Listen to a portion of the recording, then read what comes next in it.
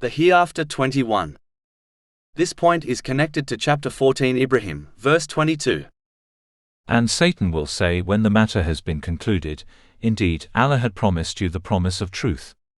And I promised you, but I betrayed you. But I had no authority over you, except that I invited you, and you responded to me. So do not blame me but blame yourselves.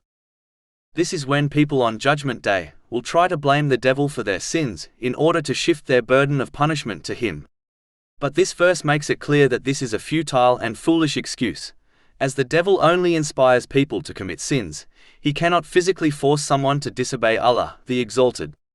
Each person makes a choice to obey or disobey Allah, the Exalted, by using the blessings they have been granted correctly or incorrectly, and will therefore face the consequences of their choice. Unfortunately, some do not understand this important point. They often commit sins and either blame others by declaring they were convinced to act in this way, or they declare that as others are committing sins openly, it somehow gives them a license to act in the same way. The same way a judge in a worldly court would never accept these excuses, neither will Allah, the Exalted, on Judgment Day.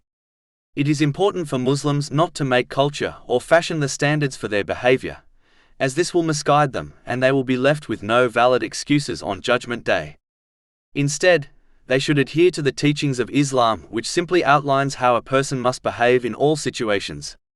It is time Muslims abandon childish excuses and sincerely obey Allah, the Exalted, by using the blessings they have been granted in ways pleasing to Him, as outlined in the Holy Quran and the traditions of the Holy Prophet Muhammad, peace and blessings be upon him, before they reach a day when their excuses will not be accepted by Allah, the Exalted. If Allah, the Exalted, will reject the excuses of those who blame the devil when he is their open enemy, and promise to misguide them, how will Allah, the Exalted, accept any other excuse for disobeying Him?